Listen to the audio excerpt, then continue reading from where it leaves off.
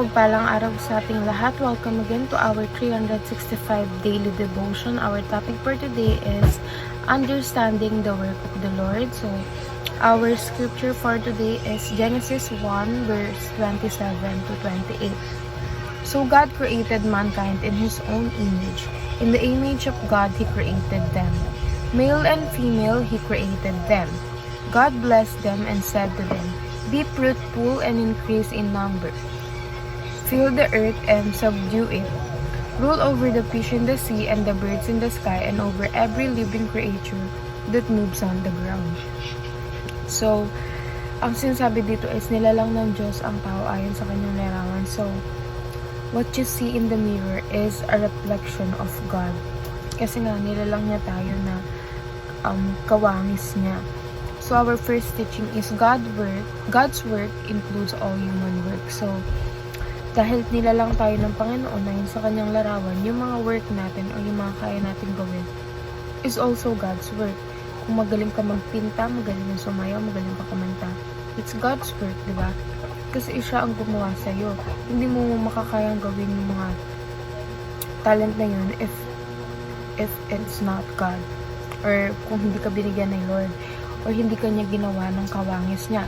Sin corrupts all human work. So, parang ang taming nag-iiba dito or ang taming sumisira dito ay ang sin or ang ating kasalanan kasi parang ayun talaga yung number one hadlang sa relasyon natin sa Panginoon, yung sin. Kasi kapag nagkakasala tayo, napapalayo tayo na napapalayo sa Panginoon.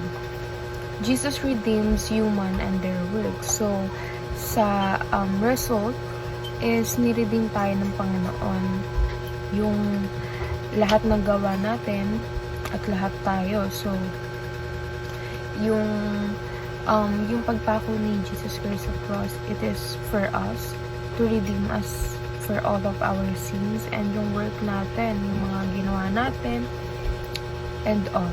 So moving on to application, reimagine our work in the Garden of Eden. So parang kailangan nating tignan ulit, diba, sa Garden of Eden talagang halos lahat ng needs na ibibigay, walang pagkukulang, puro puro positive energy lang.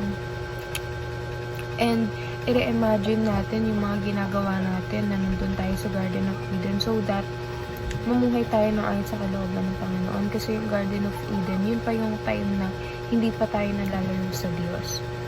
Second, work honestly and faithfully for the Lord. So, kapag nagtatrabaho tayo para sa Panginoon, kailangan honest and faithfully.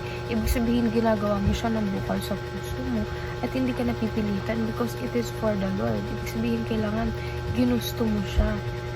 Hindi dahil gumagawa ka ng mabuti sa kapwa mo dahil alam mo na may matatanggap ka pabalik, or sinasabi nga natin yung unconditional love. So dito papasok yung unconditional love na kahit wala tayong matanggap na something pabalik sa mga